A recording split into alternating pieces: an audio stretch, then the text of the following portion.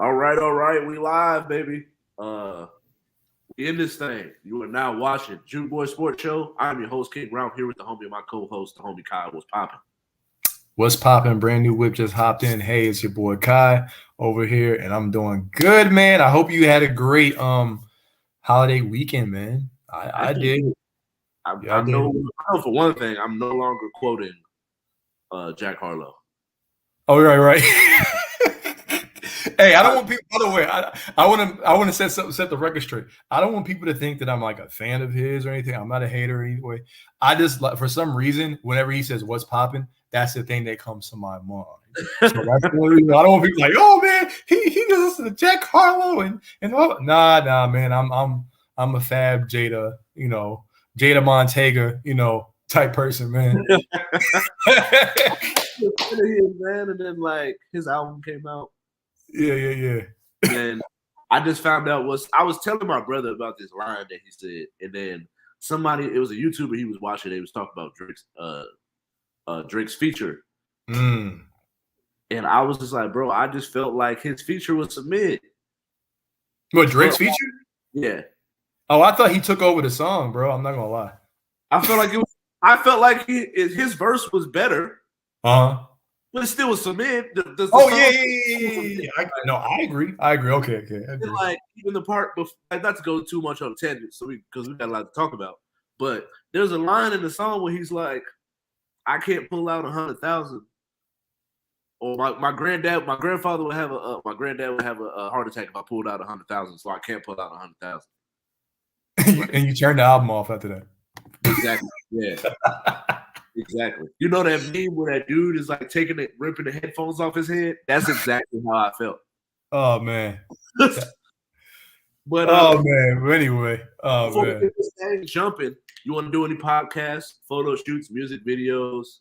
Call the number on the bottom of the screen, 707 Fitboxer, and it's pulling up right now. There it is. Call that number, 707 Fitboxer.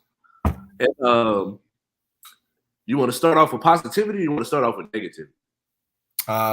Let's start with negativity. I'm choosing that route right now. Because free agent period is here, and there's some losers out here. Mm-hmm. I think there's a couple that you can kind of throw in there. I don't necessarily know if they're a loser, but I'm confused on what the Bulls have got going on. Okay. I like the Drummond signing, but then the Dragic signing was what threw me for the loop. When it's like you already, like we talked about off air, you already got Kobe, you got Io, you got Caruso, and these are all three players that are supposed to be coming off the bench.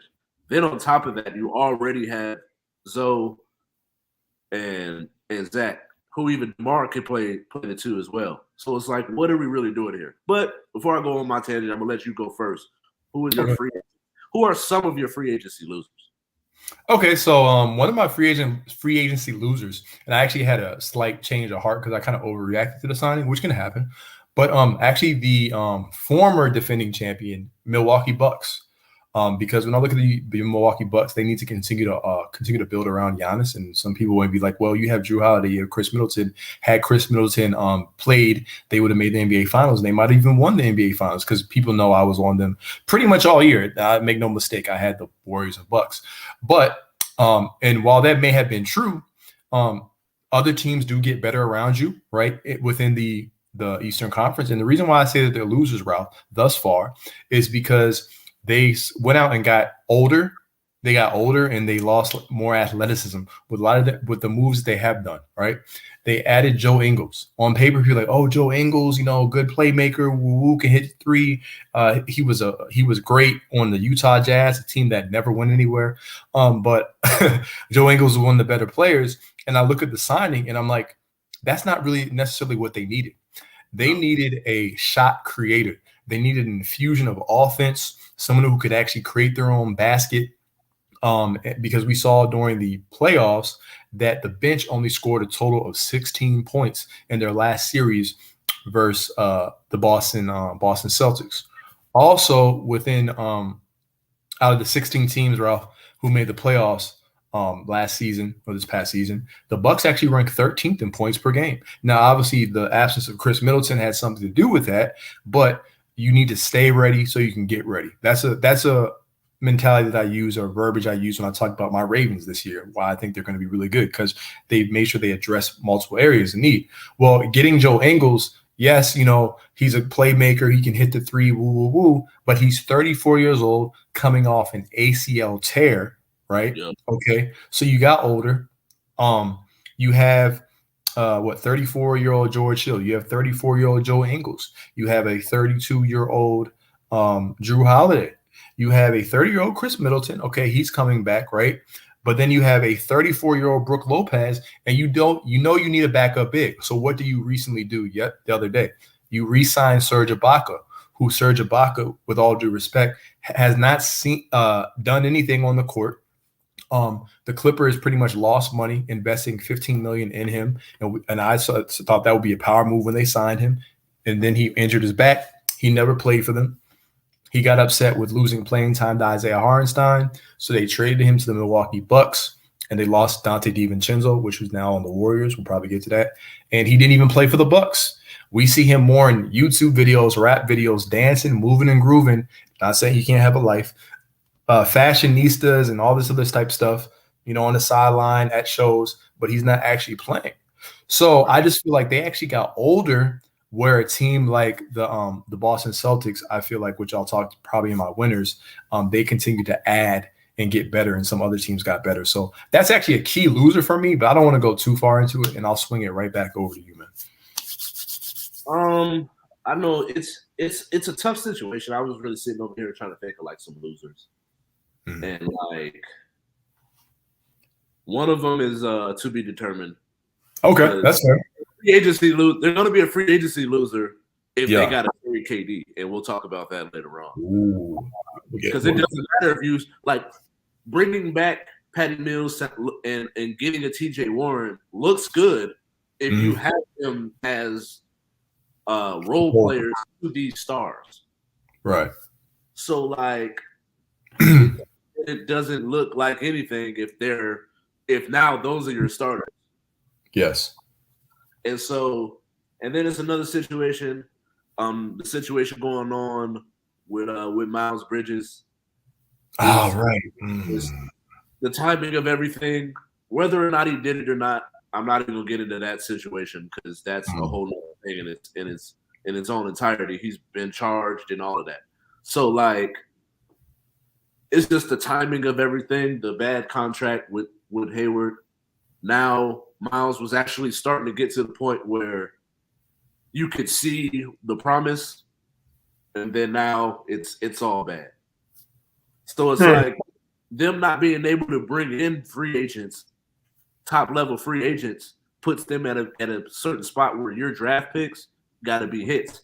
And now when you're one of your main pieces is in trouble legally, it just puts a real bad taste in their mouth. So it's like it's all bad. I feel they're definitely a loser in my book because of some of these situations are now finally catching up to them. So it's like if you can't pull in some of these draft picks, or not draft picks, but like free agents, it's like at some point you gotta do something. And so I think they'll be good in the long run as long as they can keep LaMelo. That's the key. Because I think for him, if you don't have something that you got that you can end up being, because I think for him, he wants to win. It ain't about just out there looking good, putting up numbers. I think he wants to win. Yeah. As much as we drafted you, it's not like we didn't know that LaMelo was going to be nice. It just was a matter of why did he fall this far. And so, not to spend too much time on it, but I got the Hornets as free agency losers. That's a good one. Okay. So we're going to go to the positive side of things. The winners. Who are your winners? Okay, so let's give a winner. Just for Okay, I'll give one winner. I really do like the Boston Celtics. I like the Boston Celtics. I know a lot of people do like the Boston Celtics. Why? Because they addressed a need and they upgraded, and they didn't really have to make too many moves, nor did they really give up anything to get him in Nesmith, right? They wound up acquiring Malcolm Brogdon, or Brogdon, as some people call it. You know, I can never get the actual pronunciation right. But what does Malcolm Brogdon do? Malcolm Brogdon is a guy who can be a 50, 40, 90 guy. He's a playmaker, a certified playmaker who can play multiple positions, the point, the shooting guard position, the small forward position, and he can also stretch the floor with his three-point shooting. And then defensively, he fits nicely within the Boston Celtics, Ime Udoka's defensive scheme and that mindset that they have. So I really like that, because what it's going to do is it's going to alleviate some of the playmaking responsibilities from a defensive-oriented guard and Marcus Smart, and someone who wants to score in Jason Tatum. I believe there was a stat, Ralph, that Tatum had like close to 100 turnovers or something like that in the playoffs. And we saw that he was turning the ball over like a rotisserie chicken. And you can't turn the ball over like a rotisserie chicken in the playoffs, man. You know what I'm saying? You got to keep it steady. You know, you got to cook it steady. So the only cooking he should be doing is scoring. So I really like that signing, because for the reasons why I talked to the Bucks not doing what they should do. And they also keep their young core. And then in terms of just improving, like we talked about your boy, Jaylen Brown, he's already in the lab. I saw pictures of him in the lab with T-Mac again. So shout out to him. And Jason Tatum, I think he should work on his back-to-the-basket game to complement the slashing style of Jaylen Brown. I really like that team. They addressed the need. They didn't really need to do anything else. If Brogdon comes off the bench as a six-man, or he can play some starting minutes in the playoffs, that's perfect for me, Ralph. And it's just making sure that team stays healthy and they're all systems go. As currently constructed, they're my number one team in the East, and I believe they can make it back to the finals in my early predictions, just based off of what they have and what I can see the team continue to grow as. So that's my winner. And like, for me, man, this one is it's a little bit of a tie. I'm not really sure. I think that the Lakers did a really good job getting to Damian Jones, Scottie Pippen Jr.,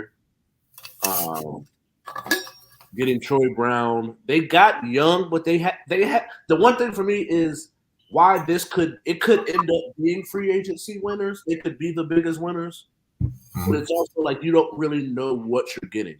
Like Troy Brown is a local product, but at the same time, he's still young. Like we mentioned with a lot of these kids, like they come out and they're either one and dones, or they went straight into the G League to come out. So it's like now, 3-4 years later, now they're only 23 years old.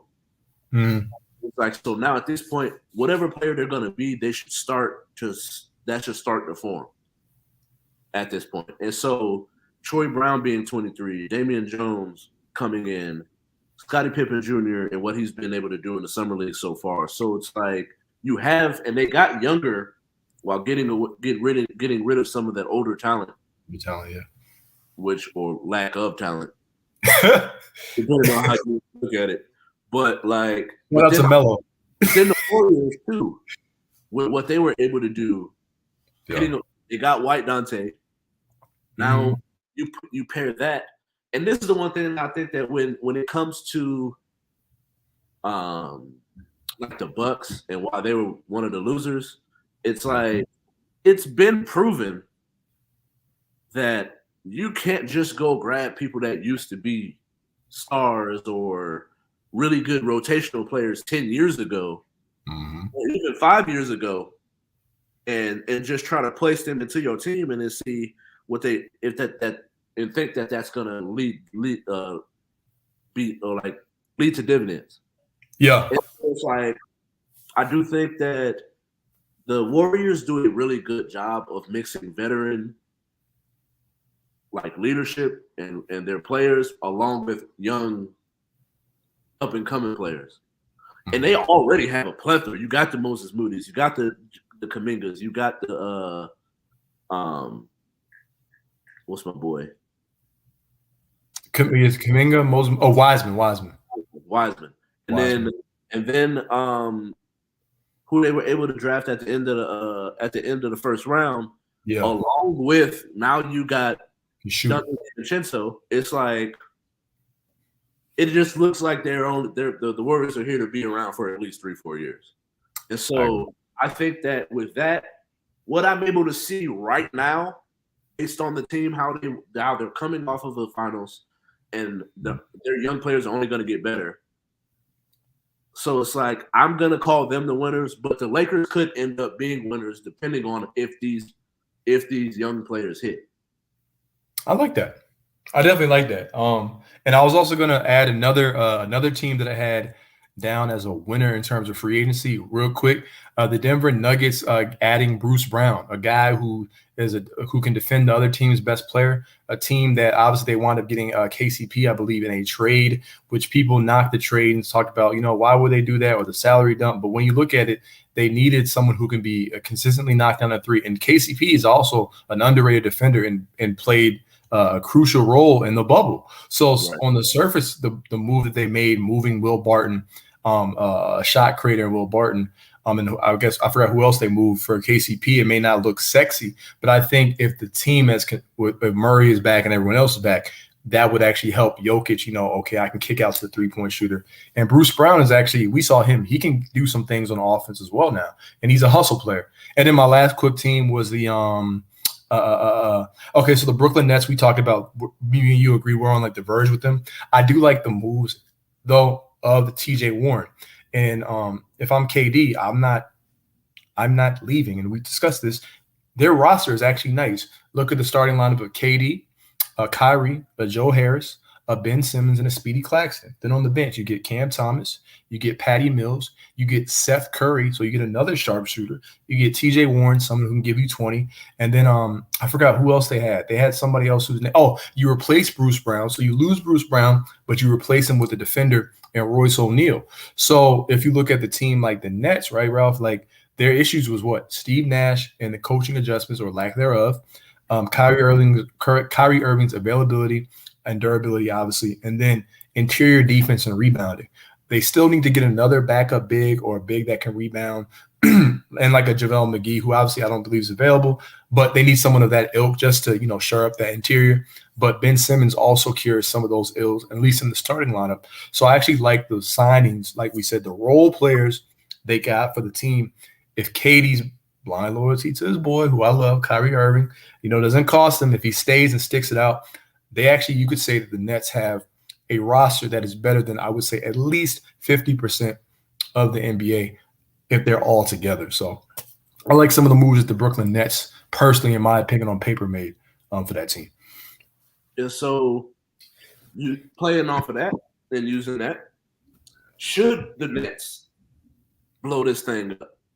No, for the reasons I mentioned, and I'm like, man, I went right to the next topic. But yeah, for the reasons why I mentioned, because you got to look at it like this. KD wants to go to the 2 number 1 seeds. How funny. 2 number 1 seeds of last year in the Miami Heat and the Phoenix Suns. But if he goes to those teams, right, okay, they would have to gut their roster to get a 34-year-old KD. But those teams don't seem to want to play nice with the Brooklyn Nets. They're like, no, we're not giving you a Devin Booker. I don't even think – I heard the Nets allegedly don't want Ayton, but they want Booker, but the Suns won't give him Ayton. The Miami Heat, you have to move a Ben Simmons to get a Bam Adebayo based off that, the trade rule or whatever that they had where they can't both be on the same team. So if I'm the Brooklyn Nets, I stand firm. I know they didn't want to give Kyrie Irving the long extension deal, and so that's really what's pissing KD off. Let's be real. But keep your core team intact. Honestly, they should have changed the coach, like we discussed. I like a Mark Jackson. I like one of those guys, someone that the players respect. I think they respect Steve Nash because he allows them to run the ship, and they actually genuinely like Steve Nash as a nice guy, right? But I think the team as currently constructed, Ralph, and I'll swing it over to you. I enjoy this team. I'll put it like this: if everything went right for the Brooklyn Nets next season, there's no reason why they couldn't even be better than Milwaukee right now, and they could be in the conference finals, let alone the NBA finals. Right now, it's currently constructed. If they all come together as one, buy in as one, remain healthy, and I think the Brooklyn Nets could actually put some of those I don't even want to say naysayers because it's real deficiencies or real concerns that they have because they kind of brought them themselves, but they could put a lot of things to rest if they just buy in as a team. I feel that. I get that. Quick questions before we I'll start to get my point. Yeah. We've come to notice that Giannis, when he gets going, it's because he's either too strong and he gets too low, or he's too fast when he's up top. If you throw Ben Simmons on him, do you think that Ben Simmons is the one person that could, in a sense, not neutralize him? Right. But would you think that that would be his toughest defender? Yes. Because Ben can guard. Ben is his size. Yeah. It's a matter of strength at that point. Because Ben has the foot speed that one hard dribble Euro step ain't gonna work on Ben because Ben has the foot speed and lateral quickness. Yeah. I actually do. Oh my bad. Go ahead. I say he has that ability to jump with him, but then at the same time, it just like I said, it boils down to is he strong enough? Yeah. For me, and I love me some Giannis. I always talk about him, but I'm also objective. Like I think because Giannis is, and he's never going to be a sniper from three or anything like that, but he doesn't have the mid range in the postseason. He still didn't. It was great in the regular season, but he hasn't reached that level in the postseason where like an Embiid, teams can respect the mid range. So if we saw what a Grant Williams was able to do to Giannis on the low block, he's able to body him up. Giannis really couldn't move him. Sometimes he did take charges on Giannis. So it was a good combination of both, right? They're able to kind of hold Giannis from the rim. Giannis is a great Euro stepping, but what you said with Ben's height and his athleticism, right? And the fact that I truly believe he should have been the defensive player of the year that Rudy Gobert won it. I think the last time Rudy Gobert won it. I kept saying, I was like, Ralph, he was the defensive player of the year. Look what he did to Dame and Luka and all those kind of guys. Ben Simmons, to me, Ben Simmons can do, shoot, I'll even go like this. Ben Simmons could do anything he wants to do if he put his mind to it. If he put his mind and heart to it, he really could do it. And I'm not just talking about on the defensive side, the offensive side. So for that reason alone, I think that matchup with a Giannis is actually the X factor in a series between the Brooklyn Nets and the Milwaukee Bucks. So it just comes down to Ben. I don't think he may be as hefty, but I think, like you said, lateral quickness and different things of that nature. Small. Yeah. He's not gonna be able to just blow out. 30. Yeah. So like that's I can see it. I just was thinking about it. But for me, man, because even Pat Will, your boy, real quick, Pat Will gave him some things. Right. And so it's like I don't think that they should. I agree with you. I think it'd be I really like the outside. I understand riding for your boy. Yeah. But to that ilk, I don't know about that. Like that's the one thing for me. Because it's like as much as me and you, we fought for Kyrie this whole time. I love me some Kyrie, right?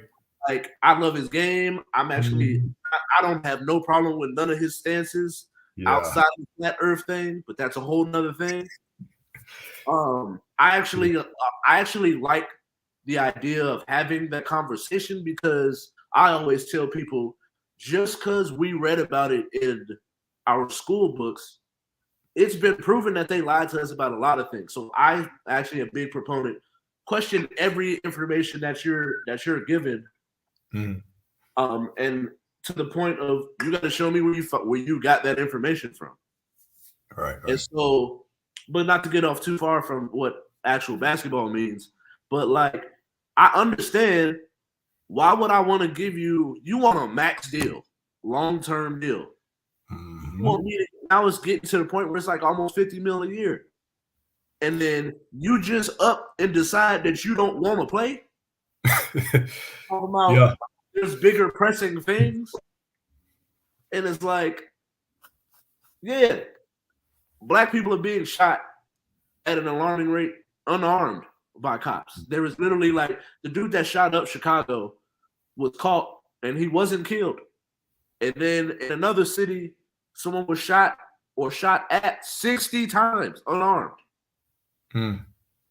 So, like, there are bigger pressing issues going on in the world. But your job is an NBA player. I'm paying you to be an NBA player. Now, if you're willing to lose that, cool. More power to you. But that don't mean, like, you have the ability to do whatever it is that you want. But that doesn't mean that I have to then be held hostage with that. And that's the one thing that I think that people got to get that part in their head is like, and that's on both ends. You can do whatever it is, however you want to run your company. But that doesn't mean that I have to sit here and fall victim to that either. Right, like, but at the same time, you got to understand and realize what that comes with. If you're willing to take that on the chin, then all right, I'm cool. There's nothing really here to argue about. But like, if you're going to do that, you can't then be upset, KD, when your boy just randomly doesn't show up for work. And then it's not like, hey, I'm gonna let y'all know I'm not going to be here tomorrow. It's just like, where's Kyrie at? Yeah, that can cause some problems in the locker room and on the court. So just to let y'all know, I'm not going to make it because I got some stuff going on right now. But it's like you're calling after the fact. Yeah. So it's like, what you're kind of holding someone hostage, you're kind of handcuffing them at a certain point. It's like, what am I supposed to do? You're back for 1 year, so just be on your best behavior for this year. Yeah. And then at that point, we can have a conversation of, do we want to continue this relationship? But I'm letting y'all know, if he ain't here, I'm not either. So, but y'all can do it with that information as what you will or what you would like. But just letting you know, if he's not here, I'm not here. But he showed you in this year this is him on his best behavior. Do what it do. Make it do what it do. Yeah, it's tough when you make as a GM owner, whatever, you make it that much of a financial investment. And the key for them is they're not just playing route for the playoffs. They're playing to contend and win an NBA championship. And not every franchise is actually about that, right? And so the Brooklyn Nets want to do that. They don't want to be the little brother to the Knicks, who the Knicks have been allergic to prosperity for years. So I think, like you said, at the end of the day, it just don't have blind loyalty or don't ride so hard for somebody and not see the forest from the trees, so to speak. And KD's, because at the end of the day, this situation is actually causing you to leave a team that's, once again, like we said, it's a good team, man. This is a good team. Shoot, they're better than they were last year, actually, low key on paper. So, like, you know, you gotta be like, yo, you riding with me or what?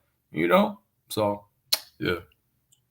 But yeah, we're gonna see what happens with that situation. Yeah. It's a lot to unfold.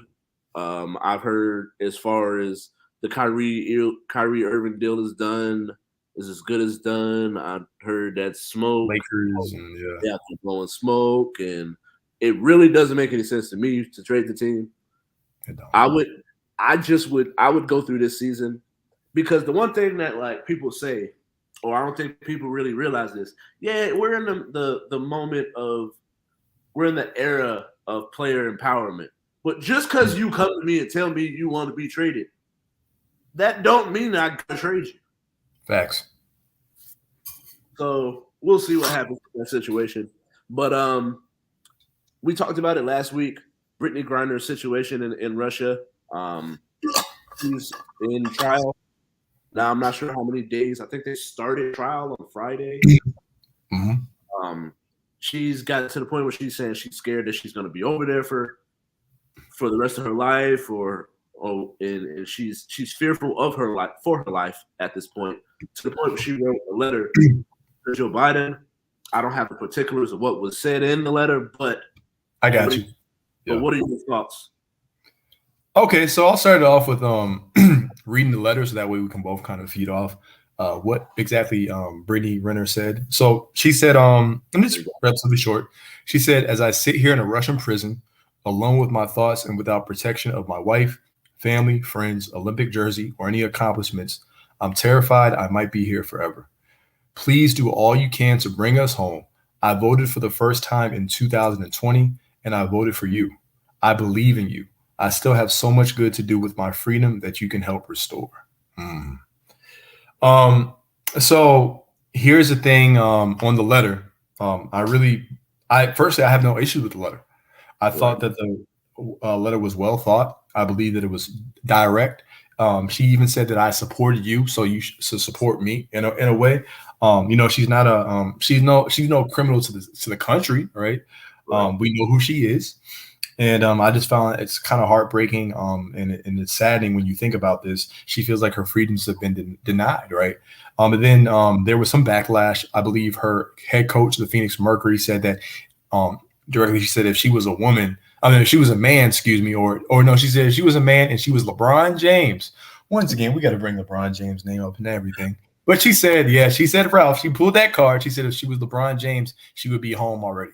I was like, So I'll let you let that simmer for you, and then I'll move on. So I'll give you that to chew on. And then there was some silence, or people didn't like the response time, or delayed response to the letter from Joe Biden.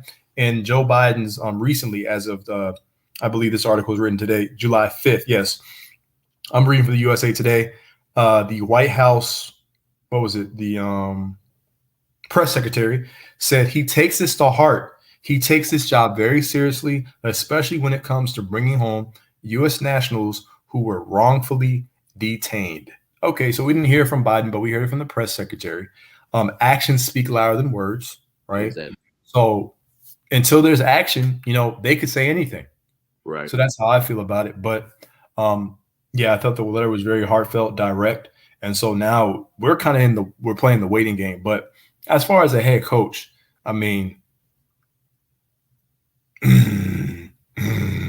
I told you what I felt on, I think, our last episode or whatever, when we talked about the exchanging of what they might want for Brittney Griner. And because this is a two-way street, it's just as much with the Russians as it is with the Americans. But yeah, if they can find a way to bring her home, then do it.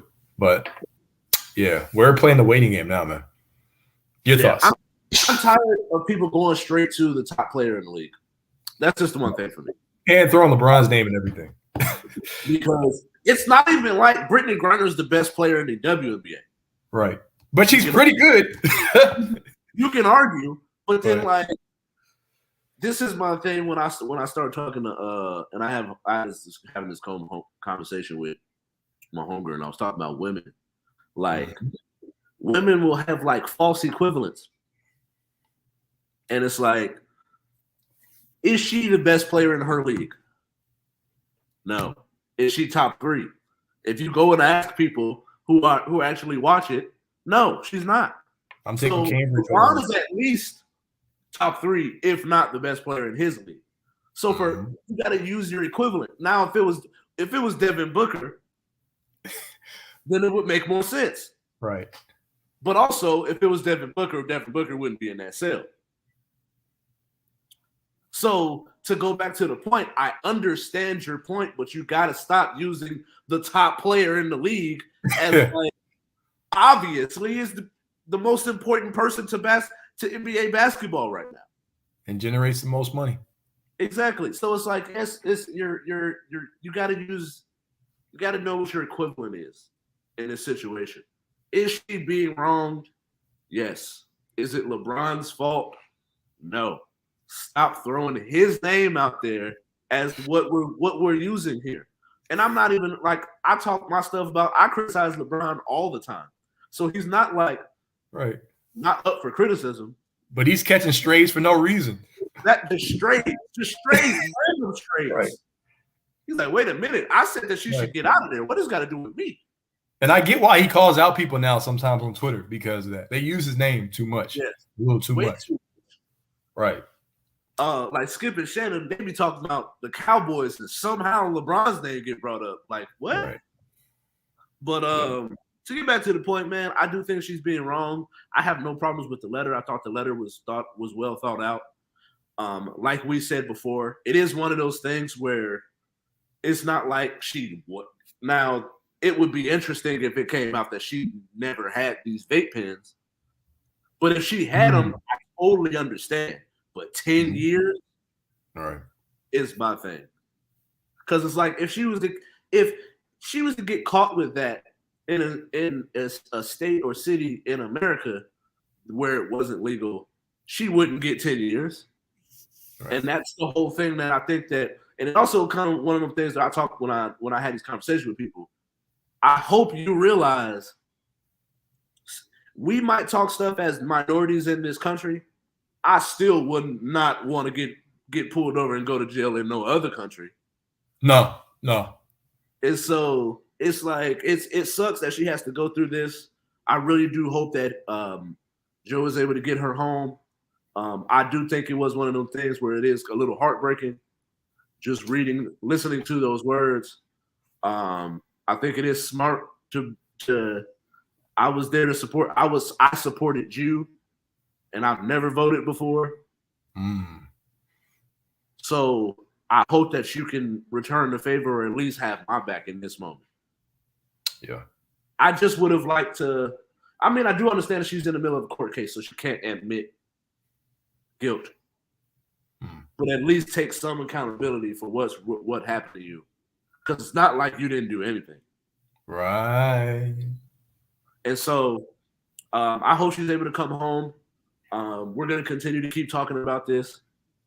Wait for Brittney, man. We support our female athletes, and we support females in general. But I've been waiting for this part. It is a little bit one of them things where, and you know what? I normally don't agree with Nick Wright. Yeah. I forgot what segment it was. I think it was Draymond Green. Him going back and forth with Draymond Green.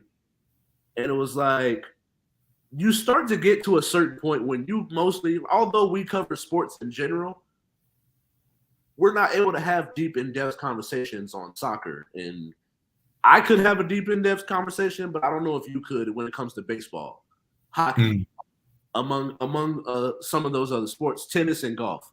But it's like you kind of get to this point in time of the year where the most popular sport going on currently is baseball. Yeah. For me, even as a fan, baseball's not important to me or entertaining until the All-Star weekend when you get the home run derby. In October too, also. Right. The celebrity softball game, and then everything after that, because that's when baseball truly matters. And so, so for us, this is to go to Nick Wright's point, you got to create content.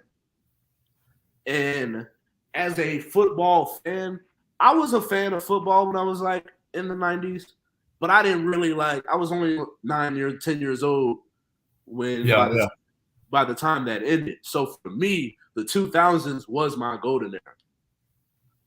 So pretty much how I got it set up, let me know if you agree or disagree. But we came to the agreement of 2 players per position. So I have 2 quarterbacks, 2 running backs, 2 wide receivers. I'm open to a 3rd wide receiver just for the sake of how we talked about doing this when it comes to formulating a team. Okay. A lot of people rock with 2 they'll rock with 3 wide receivers rather than 2 tight ends. But I got 2 wide receivers, 2 tight ends. I have 2 offensive tackles, 2 guards. I have 2 centers, 2 defensive ends, 2 defensive tackles. I have 2 outside linebackers, 2 middle linebackers, 2 quarterbacks, and 2 safeties. Just so we're making sure we're giving people. I'm up for a debate at that point. What would you? I would say because we're not doing fullback. But I wouldn't be mad with adding in a 3rd wide receiver because I feel like receiver is also one of the deep positions, and there's also receivers that play the slot a lot. You know what I'm saying? So I say let's throw a 3rd wide receiver. We can come up with one off the top of head. That's cool. I got 2. It just depends on what you want to do with it. I'm gonna start off first because everybody's gonna be like, "Oh my God, you didn't pick Tom Brady first." No, I didn't. He said what he said. He said what he said. I said it with my chest out. Chin up. Right. Yep. Peyton Manning as my QB1 of the decade. You can say what you want. Tom Brady got Super Bowls and all it's like people forget that those were team accomplishments. Go look at the numbers. Tom Brady had top 10 defenses, and I'm not 100% sure on this, but I feel confident to say he might have, if all of his years of going to Super Bowls and going in deep playoff runs, he probably has two defenses that were not top 10 or top 50 on the upper half of the league. I think the Eagles was the one. I think when they lost the Eagles, it was that one. I think. Right. I think. And so it's like even like that Bucks team, they weren't a top 10 defense, but what did they do in the playoffs? They definitely won them games. Oh, but the thing, that Bucks defense was loaded though. Right. And so I didn't even know they were top 10. They were loaded. I don't think they were. I think statistically they weren't. Yeah, well, them statistics can go somewhere else because that team had the best linebacking core in the past decade. numbers definitely out there lying. But, right. But Peyton Manning, the guru, Mr. Omaha himself, this Jimmy man calling out offensive plays at the line. And so it's like Tom Brady was a game manager for the beginning part of his career, where Peyton Manning was never that. And so Peyton Manning is my QB1. Tom Brady's my QB2. You can either jump in at running back or whoever, or say what your QB1, QB2 would be. All right, I'll go with my QB1 and QB2. So my number one is Brady though. Still, we got to have some opposing views on the show. But like Kobe, right? Kobe came in and he didn't just have the reins of the team like LeBron did. He had to work up. He had to build. Ralph, you know what I'm saying? Right? He didn't have the strongest athleticism, just like Brady didn't have the strongest arm. Ralph, you know what I'm saying? But what he did have, he had that mental edge on fools, and preparation is what preparation and clutch ability was key for Tom Brady. You know what I'm saying?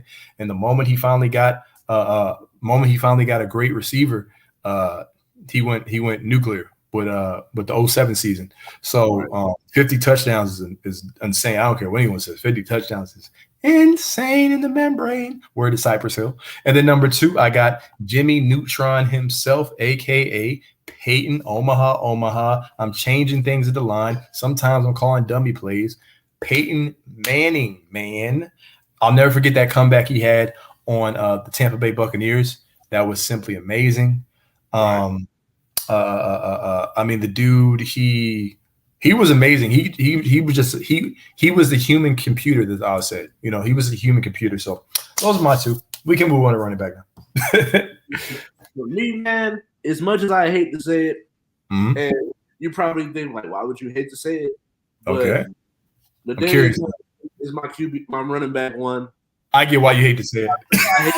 Because this man used to destroy us, bro. Man. And it's crazy because you said, and when both of my running backs, honestly, if you take 1 year off of their careers, their prime was literally the 2000 to 2010. Yeah. And so LaDainian Tomlinson was drafted in 2001.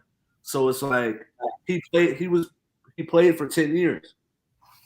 And he was able to amass, if you take away the 2011 season, which was his final season, he had 13,300 yards.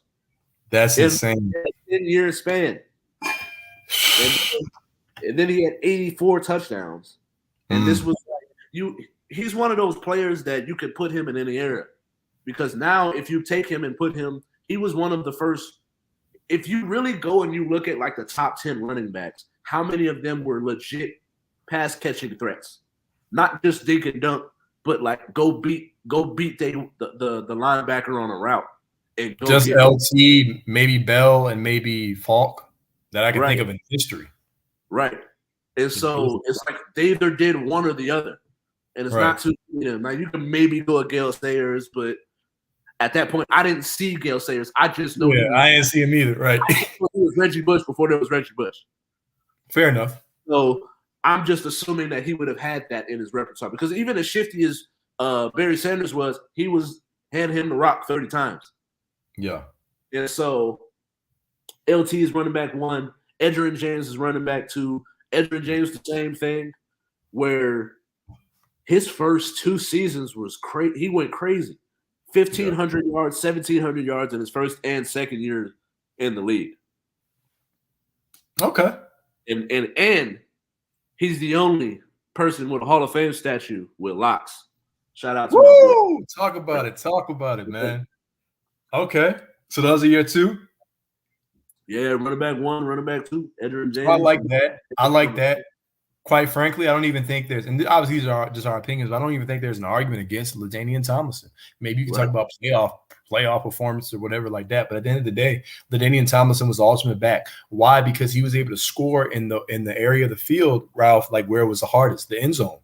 And so I know you didn't mention the red zones, but he was. You get to the goal line. We talk about Marshall Lynch and all these other guys. LT was jumping over people, running through people. So I have him number 1. He could do everything, straight from TCU. And then number 2, I'm gonna give you one who he's great. You know, no shame on his game, but I'm gonna give you one that is a Hall of Famer. I'm actually gonna go with Curtis Martin. Martin. He actually came in the mid-90s, but he was productive throughout his entire career. He actually had one of the greatest seasons. Something like that. He constantly he played on a bad Jets team. That's why. Yeah. So while I'm not knocking Edgerrin James, but a lot of these running backs had better O-lines. But bad Jets team, Curtis Martin, he had constantly over like 1,400 yards in his late 20s to 30s. And then in 2004, Ralph, he had 371 carries for 1,697 yards and 12 touchdowns. That's insane. And then 31. And then he retired after 2005 when he only played 12 games, but he played in 16 games for 1, 2, 3, 4, 5, 6. So from 1999 to 2004, he played all 16 game season. So I'm gonna go with Curtis Martin. All right, wide receiver. I actually really do not have a problem with that. Yeah, it hits people different. Yeah, because Curtis Martin was a problem. He's one of them dudes, like, whenever we start talking about running backs, and I do hope that we have enough time when it comes to content of doing ranks of like, we did the NBA one. I think that we should do an NFL one. I just think at some point with certain positions, it's going to get kind of boring when you get to like 9 and 10. Yeah.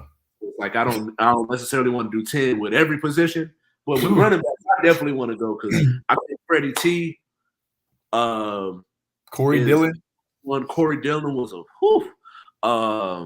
Curtis Martin is another one of those. Like these are just underrated. Like even Frank Gore, for like as long as he's been around, people don't even realize he's like he passed Barry Sanders, but he's behind Walter Payton and Emmitt Smith. Yeah, it's crazy, man. That's crazy. It's crazy. Yeah. And so, but on to wide receiver. You can go either one. I feel like you're a hater because we extended it to 3. So the one I'm going to start with 3. Okay. Who you got?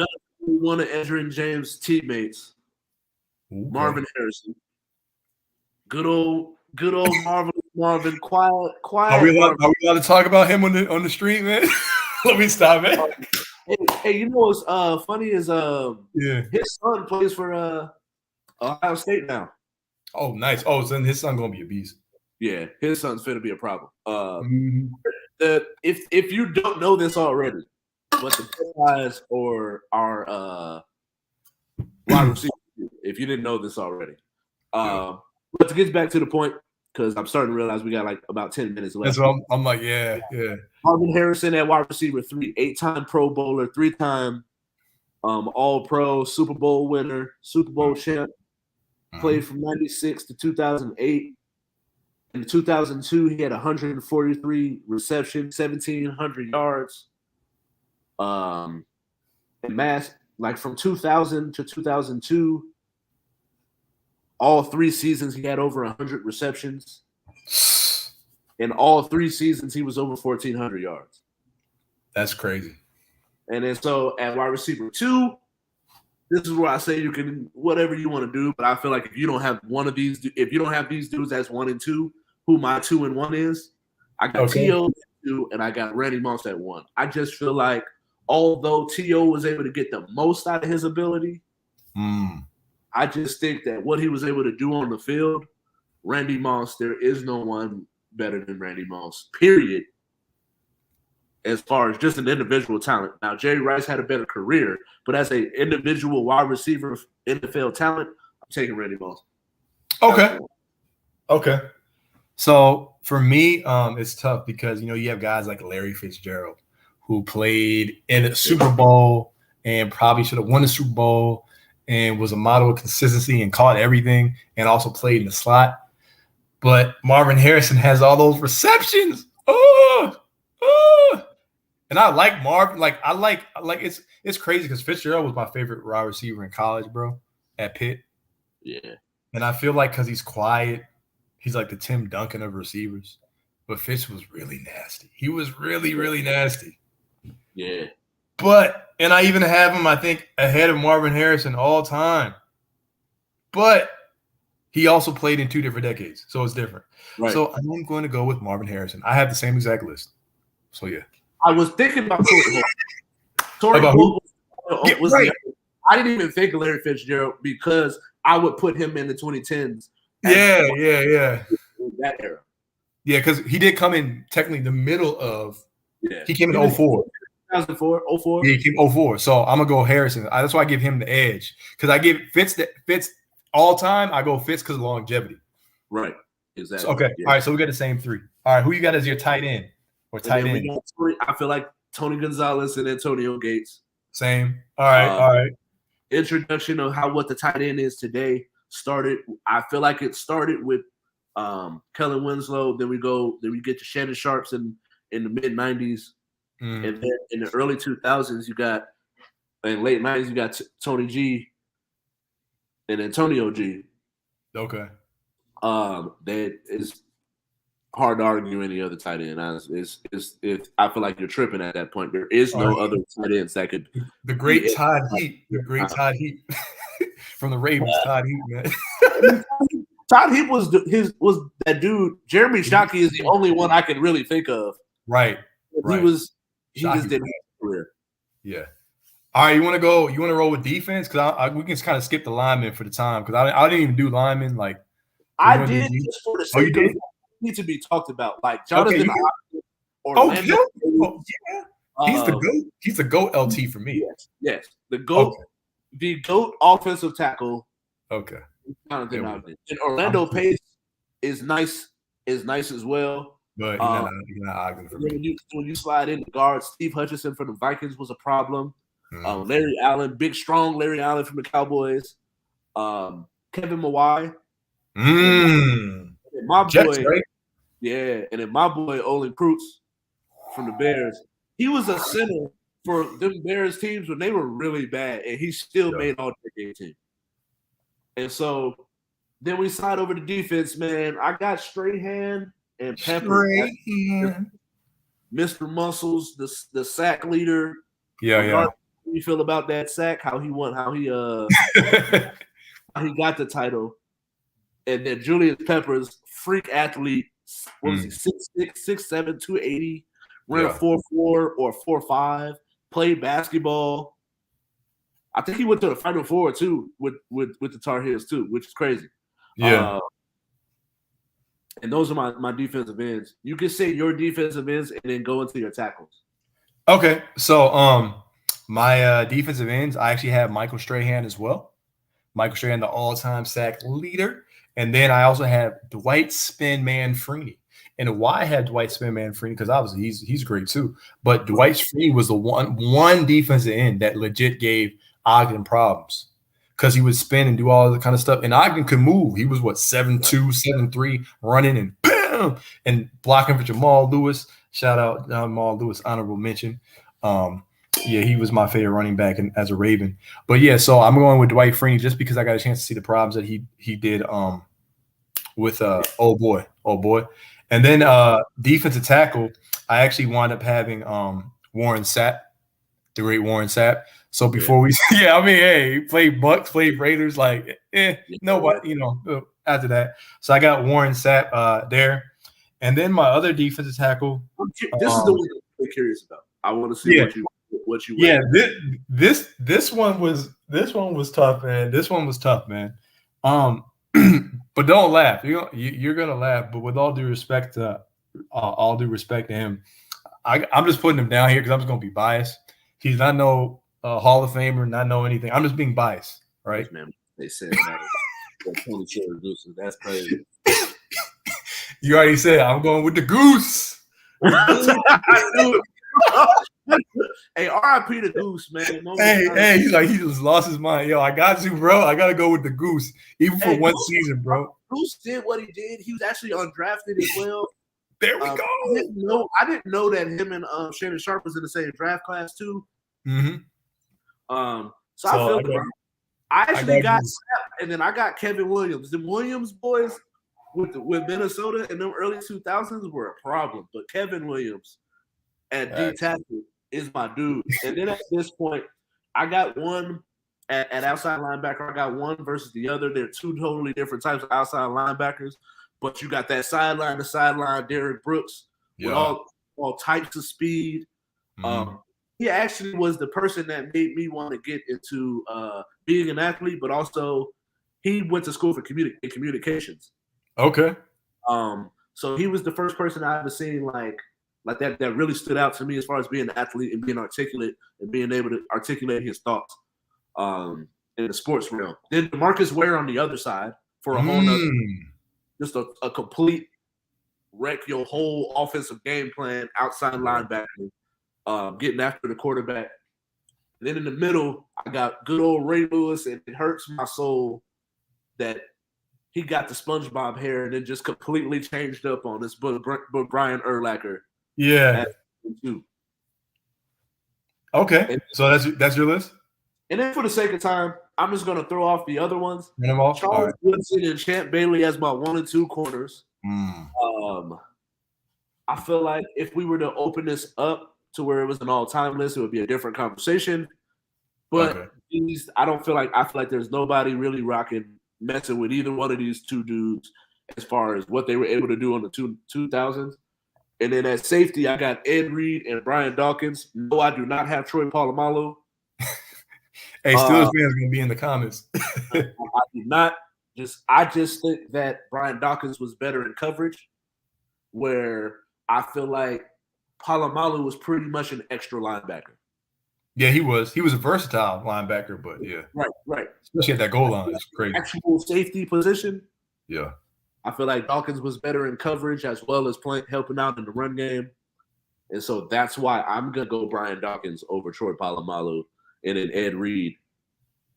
But if it wasn't for his tragic demise, it would be Ed Reed and Sean Taylor. Yeah. Okay, so I'll run off mine. Outside linebacker, I got Derrick Brooks, and I got James Harrison, the Super Bowl MVP on there. So yeah, and also he had numbers, similar career numbers. Remember the D'Angelo Williams thing when he's on NFL Network challenging J.J. Watt's career versus James Harrison? James Harrison is underrated. And you talk about him versus Terrell Suggs. So I got James Harrison. Then inside linebacker, obviously we got Ray Lewis, and I got to me, you can make the case for him being the GOAT. Like there's different athletes you can say at the NFL who could be the GOAT NFL player, but it's so different, Deion. And then I also have Brian Urlacher. Then cornerback, I got Champ Bailey and I got Charles Woodson. I love the versatility of Charles Woodson moving over to safety later in his career and being a defensive player of the year, I believe in 2009 at like age 31, 32, something like that. And then safety, I have Ed Reed, one defensive player of the year, right? With Ray Lewis back-to-back years, only two teammates to ever do that, and they've got inducted in the Hall of Fame back-to-back. And then finally, I have ball hawking like Brian Dawkins, as I used to tell my little nephew, scream around the house. So that's what I got, man. Perfect. I remember somebody was like, Brian Dawkins. They were talking about Brian Dawkins, and they were like, "Yeah, man." He was like, "Oh, I'm gonna take his soul. I'm gonna take his soul."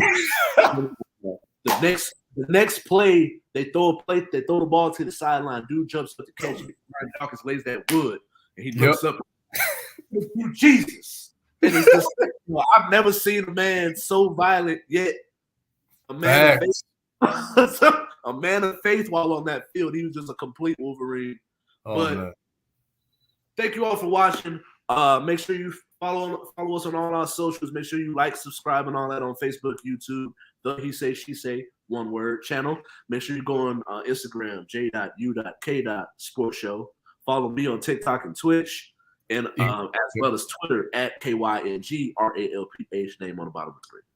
And you can follow me at the.House of Hoops on Instagram. Yeah, we out here. Drink responsibly, my friends.